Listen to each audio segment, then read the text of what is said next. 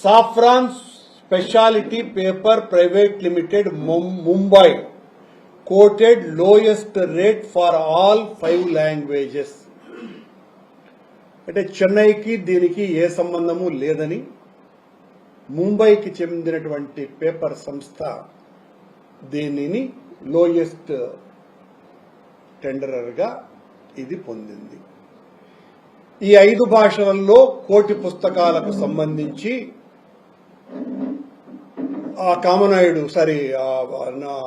BR Naidu చెప్పినటువంటి మాట 50 కోట్ల దుర్వినియోగమైంది అని. దీనికి అయినటువంటి టెండర్లో వాళ్ళు పాడినటువంటి రేట్ కోట్ చేసినటువంటిది 3,71,73,750 రూపాయలు. అంటే కనీసం 4 కోట్లు కూడా కాలేదు. అందులో కూడా 52 లక్షల పుస్తకాలు మాత్రమే ప్రింట్ అయినట్టుగా నాకు వచ్చినటువంటి ఇన్ఫర్మేషన్.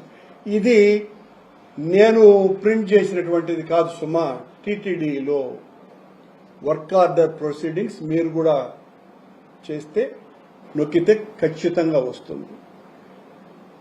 అబద్ధాల మీద అబద్ధాలు మాట్లాడుతూ బ్రతికేటువంటి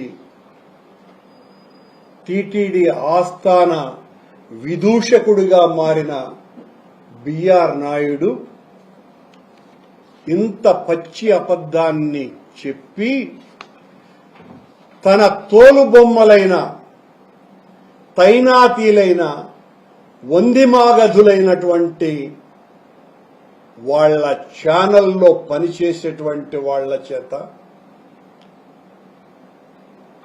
ఆయనను మోసేటువంటి వాళ్ల చేత ప్రతిరోజు డిబేట్లు జరిగినటువంటిది ఏంటి అన్నటువంటి విషయం మీద పచ్చి అబద్ధాలతో కథనాలు నడుపుతూనే ఉన్నారు.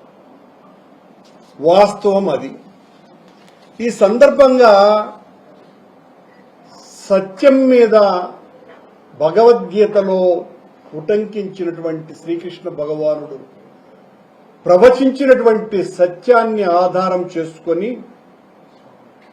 సత్య హరిశ్చంద్రుడి కాలం నుంచి గాంధీ మహాత్ముడు వరకు వాళ్ల జీవన విధానం గీతానుసారం జరిగింది. అసత్యాన్నే ఊపిరిగా బ్రతికేటువంటి బిఆర్ నాయుడు లాంటి వాళ్ళు ఉంటారని వస్తారని వాళ్ళెవరు కూడా కలలు కూడా కని ఉండరు. అసత్యం, అబద్ధం, సత్యదూరం, మోసం, వంచన, ద్రోహం వీటిలతోనే కాలం గడిపేటువంటి స్థితిలో ఈ రోజున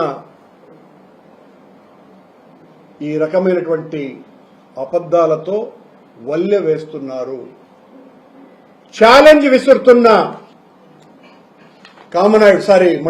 బిఆర్ నాయుడు గారికి, ఇది అబద్ధమైతే నేను శాశ్వతంగా రాజకీయాల నుంచి వైదొలుగుతా. ఇది నిజమైతే, నువ్వు చెప్పింది అబద్ధమైతే సరే, నువ్వు ఎట్టాగో మొన్న జరిగిన అంత అనైతిక పనికి కూడా సిగ్గు విడిచి రాజీనామా చేయనున్నావు కాబట్టి కనీసం దీనికన్నా రాజీనామా చేయగలవా అని ఛాలెంజ్ విసురుతున్నా. అయితే కనీసం క్షమాపణైనా చెప్పు. నువ్వు చెప్పవని తెలుసును, దీని మీద కూడా నీ తైనాతీలు కథనం నడుపుతారని తెలుసును. భగవద్గీతను గురించి మీ వందిమాగతులు, ఆయన సాంబా దగ్గర నుంచి చాలా మంది, బిఆర్ నాయుడు గారు మీరు ఈ సాంబశివరావును, ఆ మూర్తి ఇట్లాంటి వాళ్ళని అందరినీ ఇంకా ఎవరెవరైతే వీటి మీద భగవద్గీత శ్రీకృష్ణ భగవానుడు ప్రవచించిన భగవద్గీత మీదనే మాట్లాడగలిగే, అది కూడా గుక్క తిప్పుకోకుండా గంటాపదంగా మాట్లాడేటువంటి వీళ్లను మీరు టీటీడీలో పొద్దున్నే సుప్రభాతం చెప్పేటువంటి వేదపారాయణదారులను తొలగించి ఈ సాంబుణ్ణి, ఆ మూర్తిని, వీళ్లను పెట్టండి. అట్లాగే మీకు కావలసిన అదే ఆ సాంబుణ్ణి పెద్ద జీయర్ స్వామిని తొలగించి పెద్ద జీయర్ స్వామిగా పెట్టండి. మీ ఉద్దేశం అదే కదా? మీకు ఇలాంటి అబద్ధాలు, అసత్యాలు చెప్పేటువంటి వాళ్లతో కాలం గడపాలనే కదా మీ జీవన విధానం. ఈ భగవద్గీతలో ఏముంది అని మాట్లాడతారు. భగవద్గీత 700 పేజీలు ఉందని చూపిస్తారు. 700 పేజీలు, ఇదేంది 20 పేజీలు ఉండదేనని. ఓ విదూషకులారా, మనమందరము కూడా వీధుబడుల్లో చదువుకున్న వాళ్ళం. మనం రామాయణ భారతాలన్నీ కూడా మనం ఆ పద్యాలతో చదివినటువంటి వాళ్ళం కాము. సంగ్రహమైనటువంటి గద్యాన్నే మనమందరము చదివి ఆ తరువాత ఇంట్రెస్ట్ ఉన్నటువంటి వాళ్ళు మహాభారత, భాగవత గ్రంథాలను ఆకళింపు చేసుకున్నారు అన్నది అందరికీ తెలిసినటువంటి విషయం. సరే, బిఆర్ నాయుడు గారి మోత మోసే వాళ్ళకి ఎవరికి కూడా భగవద్గీతలో ఒక్క శ్లోకం కూడా వాళ్ళు చెప్పలేరు.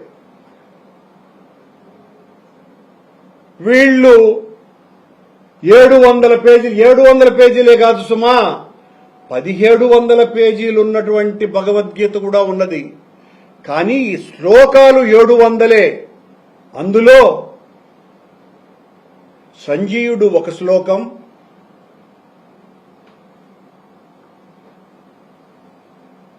అర్జునుడు 41 శ్లోకాలు, శ్రీకృష్ణ పరమాత్ముడు 574 శ్లోకాలు. ఇది భగవద్గీత. దీన్ని 1వ తరగతి, 3వ తరగతి నుంచి 10వ తరగతి వరకు ఉన్న విద్యార్థులకు ఈ గ్రంథం యొక్క సంగ్రహ పాఠాన్ని, మానవ జీవితంలో మనం మలుచుకోవాల్సిన మన నడతని, కర్మానుసారము మనం చేయవలసినటువంటి చిత్తాన్ని, జ్ఞానయోగాన్ని పెంచుకోవాల్సినటువంటి అవసరాన్ని, భక్తి ద్వారా పరమాత్ముణ్ణి చేరేటువంటి మార్గాన్ని సుగమం చేసుకోవటానికి సులువైన రీతిలో 3 మహాపండితుల పర్యవేక్షణలో వేదాంగాలను ఔపోసన పట్టినటువంటి భగవద్గీతను వందలాది సార్లు ప్రవచనం చేసినటువంటి గొప్ప వ్యక్తి 26 పేజీలలో ఈ భగవద్గీత